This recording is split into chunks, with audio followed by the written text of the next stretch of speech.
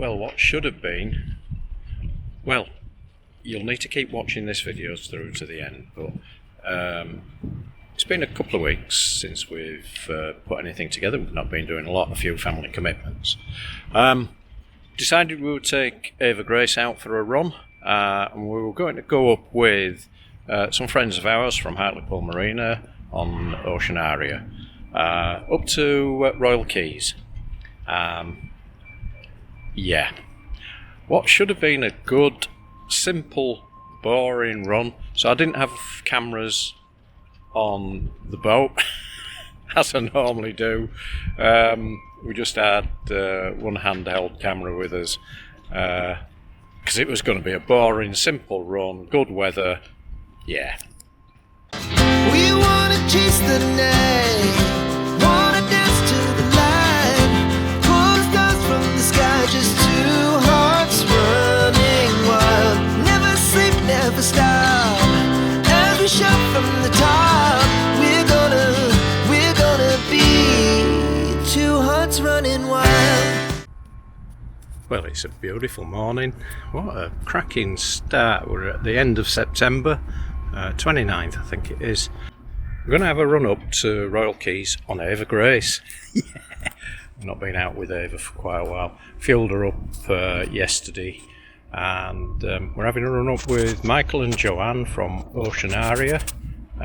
They're over on the south side of Hartlepool Marina, and we'll meet up in the lock at around 10 o'clock and head up to Royal Keys for a couple of days. We need to be back on Wednesday for no other reason than the weather changes. We've got 2 or 3 day window, a 3-day window, and then I think that'll be about it for this year. So the conditions outside were absolutely phenomenal. End of September, look at this. It could be anywhere. Mediterranean, oh beautiful, absolutely flat calm. It was a bit smoky, she usually is after being stood for a while, but that's unfortunate. Very, very little wind, so yeah, if you were motor cruising and not sailing.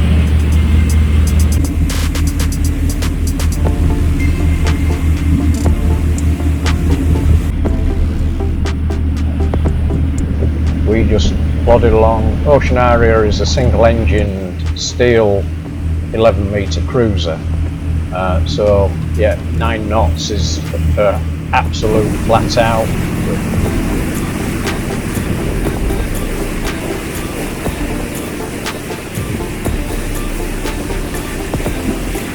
Sutter Head, the lighthouse, sticks out just before you get to the tide.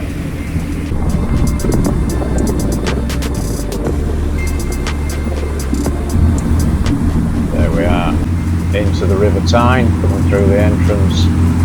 North Shields ahead of us. Been a perfect run so far. You wouldn't believe what happened next. Not so, but Ocean Area, 300 metres before the entrance to Royal Keys. So we've got a bit of a problem. We're just outside Royal Keys, and Ocean Area's had a bit of a mechanical, so we've got them on tow at the moment, and I'm going to put them onto the waiting pontoon outside to start with. Wow, didn't get a lot of that on film. Michael got a couple of 100 metres away from the entrance to Royal Keys and had a mechanical, so I had to tow him to the waiting pontoon, left him out there while we've locked in, and then I'll have to go back down and see what's what with him. So there's Ocean Area just across from us over there with a dinghy on the back. Yeah, they're stuck. We're not taking Joanne back with us today, but we're setting off as soon as Janet's ready. Instead, she's going to stay and help Michael take the high pressure pump off, and then I think we'll be getting the train back down to Hartlepool and on to get the truck tomorrow. But well, yeah, it just shows it was very, very close to being in, but it was a good job it didn't happen at sea. So early on, the weather was beautiful. I think we'll have a good run back, but it's just changing. I think it's just going to be a cooler run for us to go back down to Hartlepool today. Tomorrow's weather doesn't look good at all, and then end of the week, I think we're in for a bit of a blow again. It seems a little strange, looking straight out. We have done free flow here once before, so it's not bad. So we'd left on Tuesday, not Wednesday, mainly because Wednesday was forecast to be wet and windier. Conditions on Tuesday, well, not quite as nice. A little bit overcast, not much, a little bit more swell. News isn't good. We're snagged on a bloody fishing pot. We were miles off it, and we've got it caught around the starboard prop, which is we've actually got one of our viewers, Ariga. They've come to try and give assistance, but unfortunately it is well caught. So about half a mile away, I think he is. Over. We're just waiting for the lifeboat now. And whilst we're sat here, there's another one snagged somewhere close by. So we just heard on the radio the lifeboat is on its way to cut us loose. Then it'll be a long, slow slog back to Hartlepool. I know it's further away, but we can get lifted out there, and that's our home base. Many thanks to Ariga for standing by whilst we've been stuck. They did attempt, but yeah, it didn't quite work. What was really annoying is that the pot, we'd seen it. I passed about 30 metres to the west of it.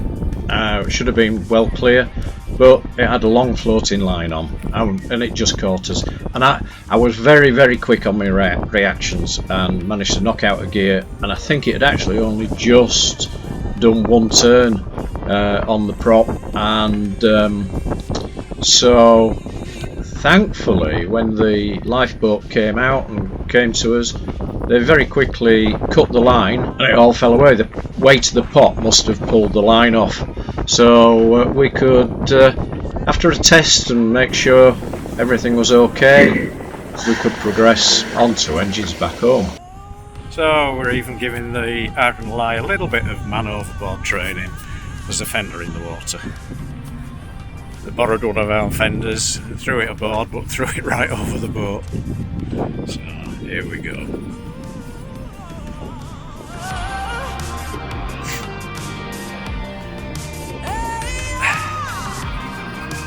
Has he got it? Has he got it? No, not yet. It's coming round to it. There it is.